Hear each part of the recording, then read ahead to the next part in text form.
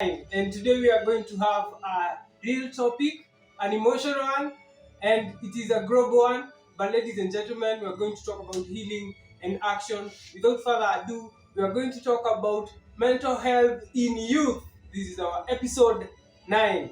Now, it just happened recently that Kenya and Tanzania had a crisis where Amanda Karua and his friend were going to have a case on the opposition leader. And recently, an MP from Tanzania, Jessica Mboro Mtavakanga, it's a very crazy name. He said that Kenyans have hacked his phone and there had been 50,000 messages within 24 hours. She has described it to the parliament of Tanzania, saying that he is having mental health issues. Now, these are Kenyan youths who did that. Do these Kenyan youths know the impact of what happens when they give pressure to other people and mental health? Ladies and gentlemen, whether you're in New York, Nairobi, Limuru, Nakuru, anywhere, this is Okoa show, and let's dig in deep to this conversation on youth, on mental health. And without any further ado, it's just simple. We talked about mental health on our previous show, and it affects person thinking, mood. There are a lot of disorder, and it also affects people how they relate with others in the community. This talk will be very important to you, and we will be talking more on depression, anxiety, POSTD, and bipolar disorder. POSTD basically means post-trauma stress disorder. And this common illness, when it comes to depression, you have persistence in sadness. You find people are very sad most of the time. Happens in depression.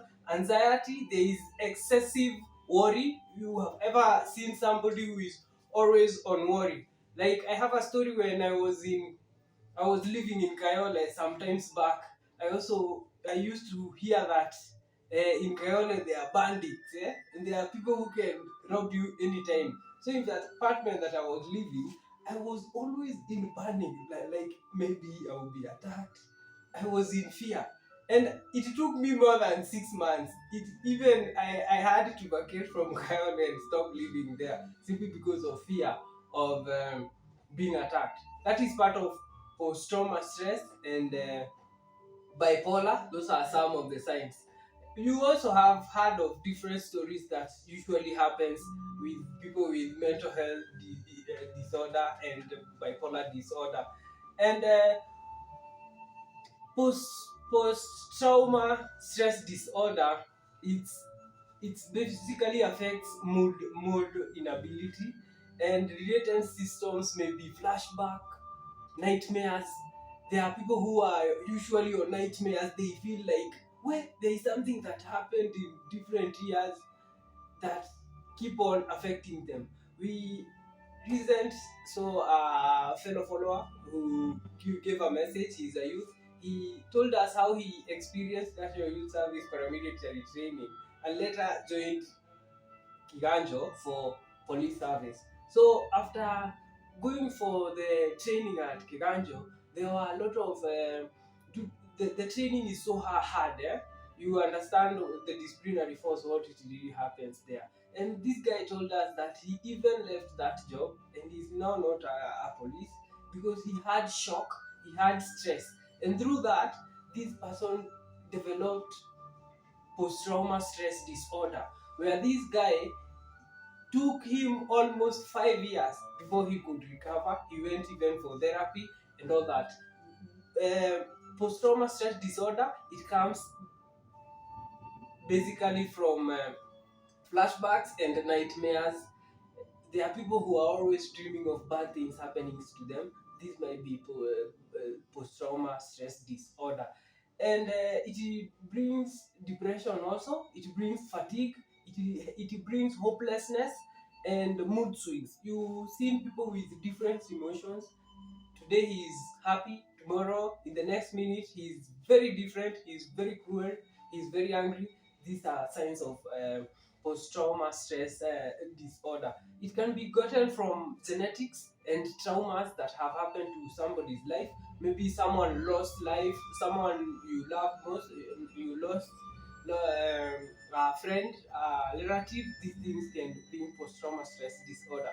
And we have genetics. If somebody in your family may be having post-trauma stress disorder, it might happen also to you, but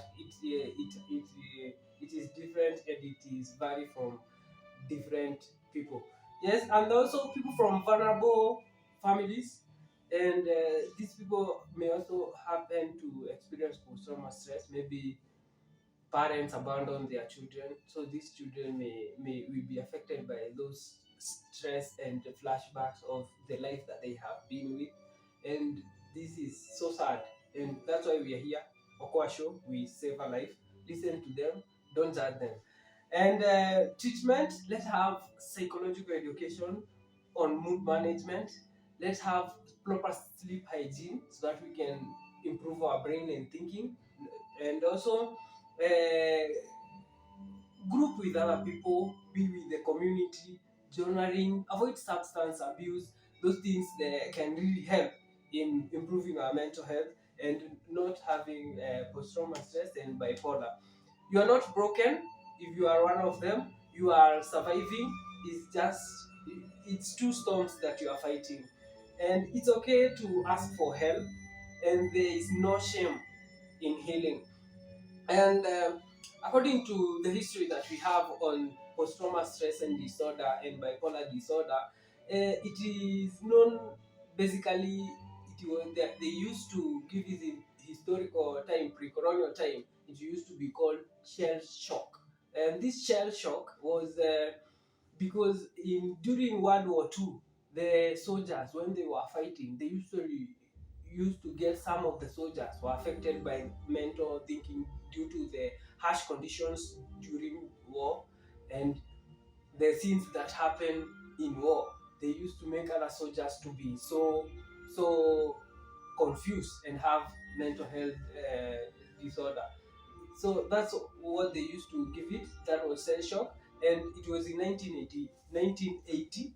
It was changed to post stress disorder, post stress trauma disorder, because after getting this from military veterans, it was also seen in survivors of rape, domestic violence, and child trauma. These people are also seen to be having this kind of the same symptoms and also shell shock in short. And when they had this, it was changed to post-trauma stress disorder. And when we come to bipolar, it was commonly known as maniac disorder. It was renamed to bipolar disorder in 1994. And this, when it comes to post-trauma stress, 3.9% of the world population are usually affected by post-trauma stress, and 2.4% of global population is affected by bipolar disorder. 40% of the people of post-trauma disorder may show bipolar disorder. So it is a combination of two disorders that may appear. And when it comes to treatment, it should be treated in different ways for the both disorders. And in Kenya, 1 in every 5 adults may be having these symptoms. 1 in every 5 adults. And in Nigeria, 90% of people who are having mental health are not treated. This is something that we really have to look on. And they have things that have really affected post-trauma stress to develop. Like in colonial legacy, they used to control, not to heal. They used to use post-trauma stress so that they can control people and take over the African land and all that. We have spiritual beliefs. If you are seen having mental health issues, they used to say that it is witchcraft. They used to give it is the moral issue, and these things when they appear like this, they affect they bring more trauma and more stress to them. affected victim, where they think more of the story or of their situation. And most of the times there is silence with those people who are affected. There is stigma.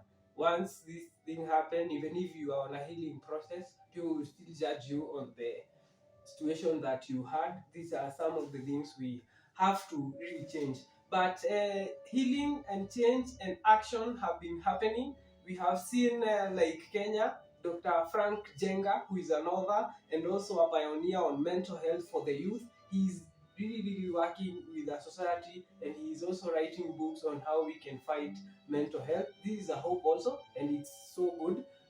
Globally, we have seen also Dr. Lola of Nigeria, where she has a research community helping women from gender-based violence who are affected mentally, and this is a really good impact. And these are good things that are showing up when we are fighting on mental health. Let's take action. Let's help those who are affected by mental health. Youth are really on this thing.